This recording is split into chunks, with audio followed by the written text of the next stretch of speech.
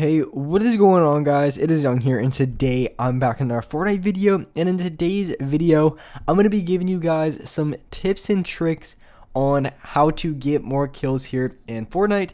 And for this gameplay, in the background, I ended up dropping 18 kills, so I absolutely went off. So I'm going to be talking over this gameplay and explaining exactly how you guys can get more kills in your games. And before we get into the video, I have a V-Buck giveaway. If you guys want a chance to win some free V-Bucks, all you guys have to do is to drop a like on the video. Make sure you guys subscribe to my channel and as well subscribe to my second channel. The link for that will be in the description or the pinned comment. Turn on my post notifications and as well comment down below your Xbox gamer tag, your PSN gamer tag, or Epic account. And as well, if you guys would like to support me in the item shop, all you guys have to do is go over to the item shop, go down to support a creator, type in my code is Young Humor, and you guys will have me added and supported as a creator. I really do appreciate all you guys who do add me. And alright guys, let's go right to the video. Alright, so here in this video, I want to be talking about how to get more kills here in Fortnite, and like I said, I dropped 18 kills in this game. Definitely one of the best games I've had in a little while. I had a very, very good game, absolutely went off, and the crazy thing is I actually hit quite a bit of sniper kills in this game. So starting off, I end up getting one kill there with the sniper, and I'm going to go down here and get some quality streamer loot. I end up getting a chug jug right off spawn, which is really nice to actually get shield, because shield and shotguns are probably two of the most important things to get off spawn, and the two things I normally just don't get. So getting a shield or a shotgun is definitely going to be the go-to, and that can really speak for anything. So if you ever see yourself landing at maybe Salty, Pleasant, or wherever you like to land, and as you're landing, maybe you see some minis within a window, that's probably the house that you want to go to, because I feel like a lot of the houses I end up going to and I'm landing at, I don't find any shield and I don't find a shotgun. So if you are able to even just see one of those two items in a window, that's probably a really good sign to go to that house.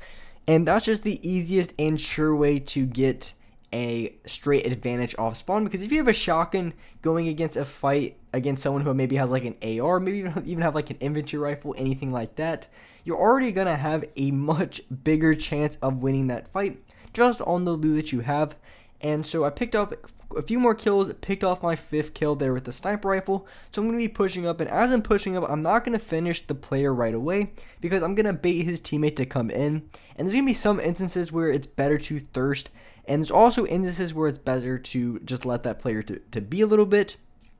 And the reason why I say that is because sometimes you have in gunfights, maybe you're getting third party by another team, maybe you're low on loot, maybe you need to get that kill because you feel like the other player might end up getting the res. Those might be really good reasons to go for the thirst instantly, but also at the same time, sometimes it's better not to go for the elimination, just because you can use that player as bait. And if the player is low on health, so if the player's on the ground and they're low on HP, so they have maybe like 40 or 30 or so, they're basically timing out on HP. And even though the other player can get easily rebooted if the guy ends up winning the fight on you, people usually panic quite a bit when their teammates are low on HP, and they end up pushing you a lot harder and a lot faster than they usually do, which is good for me, because a lot of people that I go against like to play really defensive and really slow, especially if you already eliminate their teammate. As soon as you do, they play really defensive, they like to sit in their boxes, and it's just a super long and annoying gunfight.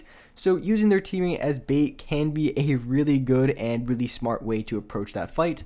So here I am, I have 9 kills, my teammate ended up going down, and so for here there's going to be 2 players that are right in front of me, and I decided to get off the few heals that I do. So here I'm trying to figure out a really good way to go for height, and I know his teammate's going to be to the right of me, so I end up jumping to the left. That way it puts myself, or at least puts the 2 players that I'm going against in the same direction, because if I would have jumped from the right, I would have had the player above me, and I also would have had the player to my side, which would have been really bad, and I probably would have had a much harder time of winning. But since I kept the 2 people in the same direction, makes it a lot easier, and able to go for the first elimination on the first player, because I heavy snipered into his box, which also is a really good way, and just kind of the standard when it comes to getting people, even if they're weak. And that's just going for like a play like that. That's kind of surprising, because most people aren't gonna really. The second I hear a heavy sniper and I know someone's close to me, then for me personally, I know they're gonna go for that play. But for a lot of people who go against the average player, even if you pull out the heavy sniper for whatever reason, a lot of them aren't even ready for it, or they're not going to be expecting it as much, which you can get a lot of quick plays on them. And this is really good because a lot of people at least won't expect you pushing them, because they can honestly easily trap you if they're knowing that you're going to go for that play. But a lot of times, if you know they're already weak and they're just in front of that wall, or just just on that inside of the wall, then you really don't have to worry, because you just go inside of their box and then line up your shot, and you don't have to worry about them going for any type of trap plays, which definitely can be a problem if you're going against PC players, because PC players can, or not really PC, but keyboard and mouse players can place traps crazy fast. So if you are going against a keyboard player, that can definitely be a little bit more concerned than on console, because it is a little bit harder, at least for me too. Sometimes I don't have my traps out, and it just makes it a lot harder to get trap kills on control. I don't know exactly why, but for some reason I feel like my traps don't come out as much as they should. So for PC players or keyboard and mouse players, going for trap eliminations definitely is an advantage, because it's a little bit easier.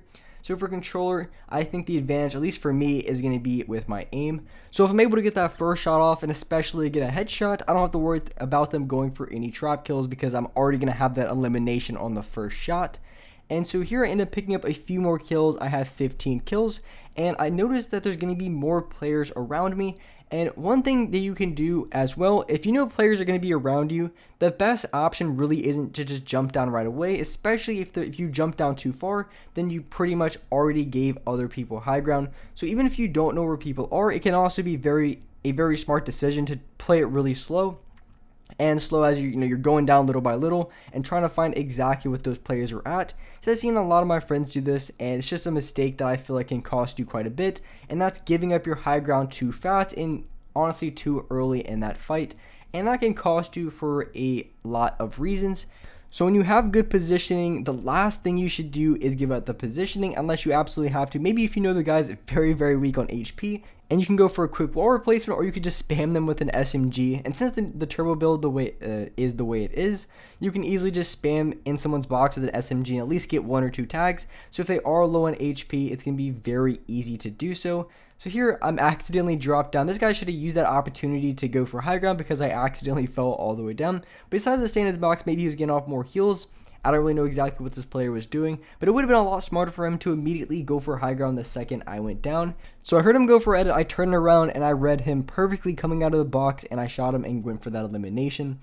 So here I am going against the last 2 people in this game. I think they were both solos, so one player is going to be directly in front of me, and here I basically just waited for this guy to stand still, because I knew he had a sniper rifle, and I know because he had that sniper rifle, he was going to make himself stand still a little bit. Even if he didn't stand still right away, if he just happened to see somebody, a lot of people just like to ADS on their scope to try to line up a shot, and it just makes it for a really easy shot on me, because they stand still just for that split second, which allows me to get off a shot and get a quick elimination. So notice the players in front of me, and also I noticed that this player doesn't know exactly where I am right now. So since he doesn't know where I am, a really good strategy is to wait for this guy to peek, because eventually people do peek over their builds. Wait for them to peek, get a couple shots on them, and then rush them as hard as possible. Once you get that first few shots on them, then you know that they're not going to have full shield, and they could be decently low in HP depending on how many shots you hit them for, and that could be a really good time to push versus you push them right away, because then they're going to have full health. But this player wasn't peeking at all. I gave him enough time to peek, but for whatever reason, he just wanted to sit on top of his box, which is completely fine. So I'm still deciding what exactly I want to do to go for height. But the best option here is to use the bounce pads I have, because once you use the bounce pads, you can go up like 3 or 4 stories, and this is going to be a really smart and easy way to go for high ground. So I noticed he came down a little bit, and since he came down, I used my bounce pads to go for high ground, and I got high ground very, very easy on this player. I don't think he had any bounce pads, or he had one. He tried to use it, but I still had height, which gives me an advantage right up front. And since I have high ground, since I already tagged him for a few shots, I have a huge advantage in this fight. Got another shotgun on him, went for an edit, and got the last shot and eliminated this player. And I end up winning the game with 18 kills. And with that being said, that's wrap up for this video. If you guys enjoyed this video, if you guys learned something, make sure you guys do drop a like, subscribe to the channel if you haven't already, turn on my post notifications so you guys are notified for each and every new video. And alright guys, I'll see you next video.